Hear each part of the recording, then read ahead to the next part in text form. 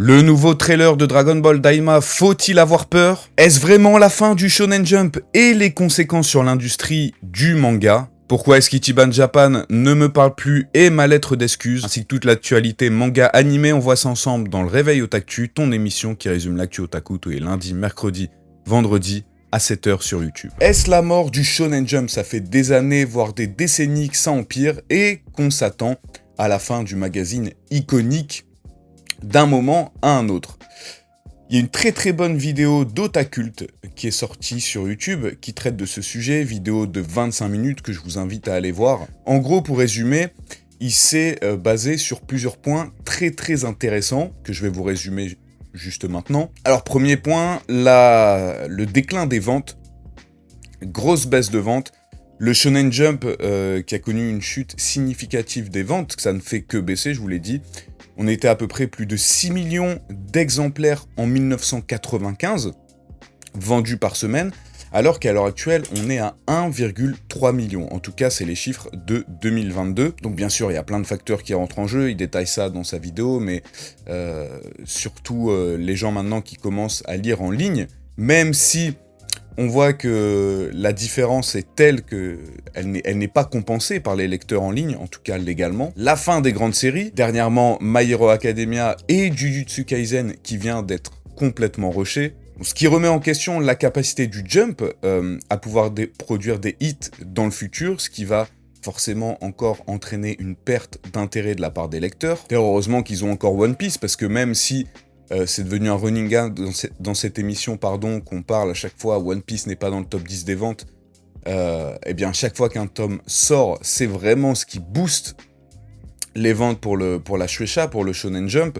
parce que même si c'est inférieur avant, One Piece, c'est toujours le numéro 1 et de très loin. Un autre problème du Jump, c'est un renouvellement constant de séries, de nouvelles séries. Même des séries qui ont un très gros potentiel s'arrêtent très souvent au bout de 15-20 chapitres parce que le Jump se dit, ils ont un petit peu peur, ils voient que ça peut commencer assez bien et que ça stagne, donc ils se disent on va arrêter et on va relancer quelque chose de nouveau. Et très souvent ce sont des choses qui se ressemblent énormément. Ils font ça tout simplement pour toujours avoir quelque chose de nouveau et capter un peu l'attention des lecteurs. Le retour d'anciens auteurs, on l'a vu, Togashi qui revient alors qu'il a encore plus de soucis de santé qu'avant, on en a parlé dans l'épisode de mercredi. En plus, le Jump avait annoncé, la Shueisha avait annoncé il y a de ça quelques années, voire quelques mois, je suis plus trop sûr, que Hunter x Hunter ne serait plus publié dans le Jump. Eh bien si, ils le font. Pourquoi? Eh bien, pour relancer les ventes, et ils ont peur à cause de la fin de My Hero Academia Jujutsu Kaisen, en espérant d'ailleurs qu'ils essayent pas de revenir Tite Kubo de force, puisqu'il nous a teasé un nouvel arc pour Bleach, l'arc des enfers, il y a de ça maintenant 3 ans, donc si ils se rendent compte que ça marche vraiment pas, ils vont peut-être tout faire pour le faire revenir, et c'est pas non plus bon signe de faire revenir des mangaka juste pour booster les ventes du magazine si ils ont rien à proposer, s'ils sont pas prêts à sortir leur nouvelle histoire. Mais il y a quand même un petit espoir avec certaines séries qui pourraient prendre la relève, par exemple Sakamoto Days, dont tout le monde attend impatiemment l'animé, ou encore Kagurabachi, qui semble être parti pour être le nouveau hit du Jump. Vous le savez, on en parle assez souvent. Ça a commencé en tant que blague, en tant que troll, mais ça a permis justement au mangaka de pouvoir continuer à développer son histoire, et au final, c'est devenu pas mal, et les gens s'y intéressent vraiment, non pas juste pour la blague, mais bien pour le fond et la forme. En tout cas, si vous voulez plus de détails, je vous invite à aller voir la vidéo d'Otakult. Elle est superbement bien montée avec énormément d'informations. Alors, vous n'êtes sans doute pas passé à côté du nouveau trailer de Dragon Ball Daima. Que dire? Alors moi, je vais donner mon avis avant de lire le vôtre, puisque je vous ai demandé sur Twitter ce que vous en avez pensé. En gros, c'est beau, il n'y a pas de souci, surtout les différents univers, je dirais les backgrounds, tout le bestiaire qu'on peut voir, les différents endroits où ça va voyager. Ça sent le voyage, il y a un petit côté Dragon Ball qui ne me déplaît pas, mais j'ai vraiment un gros souci avec les versions chibi, les versions miniatures des personnages. Ça sent que le public visé, de toute façon, c'est le public visé de plus en plus les jeunes. Enfin, ils essayent d'aller capter un nouveau public jeune, tout en continuant de garder un petit peu les anciens. Sauf que, forcément, il y en a pour qui des anciens... je vous prends par exemple l'exemple le plus concret, mon oncle, qui doit avoir 40 ans et qui m'a fait découvrir Dragon Ball. C'est grâce à lui que j'ai connu Dragon Ball notamment, qui lui était de la génération Club Dorothée, il était ado quand Dragon Ball sortait et tout ça. Pour lui, Dragon Ball, c'est Dragon Ball Z, tu vois, l'arc de Cell, la saga Boo, Freezer. Donc déjà, Dragon Ball Super, il a eu la flemme. Et là, quand je lui ai parlé dernièrement, ouais, tu savais, Dragon Ball Daima et tout, machin, il a regardé, il s'est dit, mais qu'est-ce que c'est que ça? Tu vois, il y porte même pas d'intérêt. Bref, donc forcément, ils vont perdre des fans sur la route. Mais moi, encore une fois, comme j'ai déjà dit, je vois ça comme un bonus. Si c'est bien, au mieux c'est cool, ça nous fait du contenu Dragon Ball en attendant la suite de Dragon Ball Super en animé, et puis si c'est nul, on aura juste à totalement oublier ça. Mais ça sert à rien de commencer à polémiquer juste avec des trailers sans voir les premiers épisodes. Mais là, faut qu'il fasse attention. Je vous l'ai déjà dit, il faut vraiment qu'il fasse attention, parce que on nous a survendu le projet comme quoi Toriyama avait travaillé dessus, c'est l'un des derniers projets sur lesquels il a travaillé. Va pas falloir qu'il se loupe. Et comme je vous ai déjà dit, je pense que justement, si c'est vraiment nul, mais que ce sont des idées de Toriyama, il y a très forte chance qu'il le change, justement, pour pouvoir ne pas ternir son honneur, je dirais. Là, ils sont obligés de faire quelque chose de ouf, et même de retravailler les idées de Toriyama pour sortir un truc au top à 100%. Enfin bref, quelques-uns de vos avis. Piccolo Daimaonese qui nous dit « Trop hype, j'attends particulièrement le flashback Saga Boo par Kubota. Après, l'entièreté de l'anime explore enfin un domaine jamais exploité et pourtant souvent évoqué, le royaume des démons. Un casting de rêve dans le staff, ce sera soigné. Kubota devrait reprendre la licence, ça se voit qu'il l'aime, contrairement à la Toei. » Je savais même pas que c'était pas fait par la Toei déjà. Au risque de me faire insulter par des 2007, ça va être fort niveau animation. Juste, on souhaite sans grand espoir que la trame narrative nous dévoile des enjeux d'ordre cruciaux et surtout qu'on le ressente. J'ai personnellement un petit doute. Niveau dessin animation, top, rien à dire. Pour le fond, j'attends de voir ce que ça donnera. Je préfère garder une réserve pour le moment, mais je ne suis pas le plus confiant là-dessus. Compliqué d'accrocher là-dessus quand on a connu la grande époque DBZ, mais ils essayent d'accrocher une nouvelle génération, ça se sent. À mon sens, spin-off comme héros sans intérêt, zéro enjeu. Qu'ils s'affranchissent de la fin de DBZ, il y avait tellement à faire une fois les univers reconstruits depuis le tournoi, y compris les anciens déjà détruits, et sans connaître le futur, tu n'étais bloqué à rien. Et pour finir sur une note positive, c'est incroyable, par contre j'ai du mal avec les OST, ça fait pas Dragon Ball je trouve, et oui, puisque c'est Dragon Ball Daima.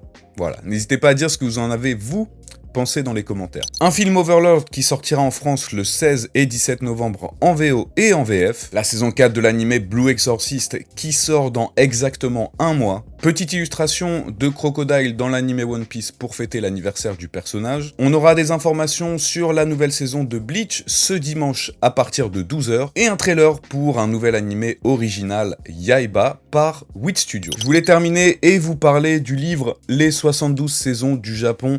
Le meilleur livre si vous aimez tout simplement le Japon ou si vous voulez préparer un voyage fait par le seul et l'unique, le meilleur, mon ami Ichiban Japan, que j'ai énormément déçu récemment en oubliant son anniversaire. Ça va faire quasiment un mois et vous l'avez vu dans les précédents messages, il avait laissé des messages dans les précédentes actus, il était blessé. Pour lui, c'est comme si on avait brisé cette amitié, et je m'en veux, je suis terriblement triste de ça, parce que vous savez, j'ai envie de vous dire, on a tendance à prendre les choses, surtout les gens, pour acquis.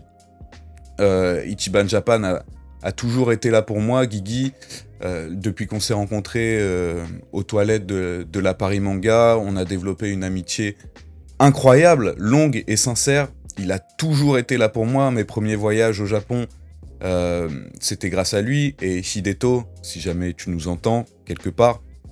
Mais bref, donc voilà, je suis très triste, je suis très déçu, je voulais donc dédicacer cet épisode de l'Otaktu à Ichiban Japan. Et pour terminer, eh bien, je voulais passer cet incroyable montage de nos meilleurs moments qu'il avait lui-même fait pour notre anniversaire, pour mon anniversaire, pardon. Et voilà, s'il vous plaît, laissez des messages, demandez à Ichiban Japan de me pardonner parce que vraiment sans lui, je sais pas ce que je deviendrais. Bon week-end à tous, à lundi. Merci. Et recontacte-moi Ichiban s'il te plaît. Yo les sashimi, c'est Guigui TV. On se retrouve aujourd'hui pour une vidéo un peu spéciale puisque c'est une vidéo anniversaire du grand maître Lucas TV. J'ai pas pu être présent, mais j'ai fait une petite vidéo qui j'espère vous plaira. Pensez à laisser un pouce bleu, activer la cloche, dites dans les commentaires ce que vous avez pensé de la vidéo. Et si vous lâchez 10 000 pouces bleus, on refait son anniversaire la semaine prochaine. Donc voilà, gros bisous à tous et bon anniversaire Lucas TV. Donc, salut à tous, bande de petits sashimi, c'est Lucas TV et on se retrouve aujourd'hui pour un nouveau vlog. Voilà, 24 heures dans la peau de Lucas TV. Regardez Lucas TV qui va aux poubelles, Lucas TV au supermarché, Lucas TV qui ira manger à Flunch. Aussi, ouais. Et moi, ça me rend nostalgique parce que c'est là où je créchais au mois de décembre. J'étais à l'hôtel ici et j'étais pas revenu à la gare depuis, donc voilà, je suis nostalgique. C'est nostalgique? Bah écoute, ok, à toutes. Il a pas dit taux de drop alors que c'était ça. Vas-y, clique. Avant j'étais chez Orange, je suis passé chez SFR parce que ça fait une lettre presse, ça fait SSR, tu vois. Ensuite, j'habitais à Paris, tu vois, et j'ai déménagé à Saint-Sulpice-sur-Royan, en Charente-Maritime, parce que cette ville-là, les initiales, ça fait SSR. Alors tu vois, toute ma famille, ils me disent arrête avec tes SSR et tout, arrête de faire ça, t'as pas besoin de faire tout ça, c'est pas nécessaire. Et bah justement, on va voir. Je leur dis, mais c'est pas nécessaire, mais même dans le mot nécessaire, il y a SSR, tu vois. Putain, quel forceur, vous voyez le niveau de forçage. Voilà, j'ai une spécialité qui est de faire des imitations. Avec son fion. Voilà, des imitations. J'imite des autres youtubeurs. Voilà. Avec mon fion.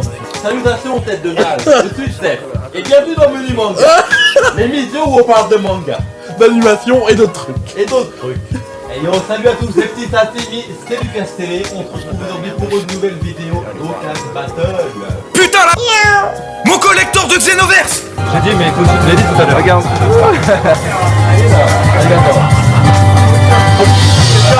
Ça s'est très bien passé et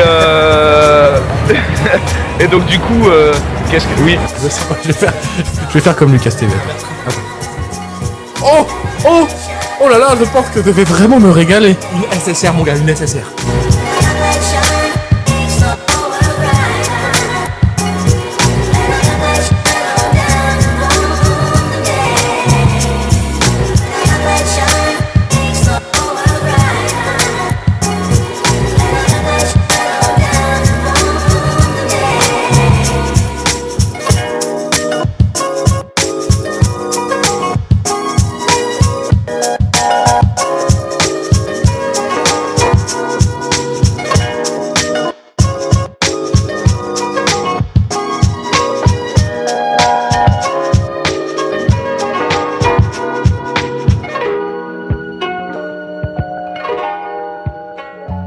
Je me suis fait clasher par Lucas TV.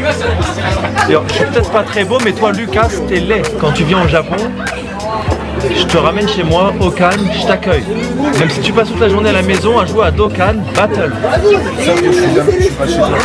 D'ailleurs, je bois la bière du dragon, mec, j'invoque ta copine. Mon sale gland là à droite, t'es tout sauf une pâle copie. Lucas, t'es le best. Lucas, c'est le frère. Lucas, t'es vrai. Ça me fait plaisir ce que tu dis là. Mais pas ma copine. Parce que j'en ai.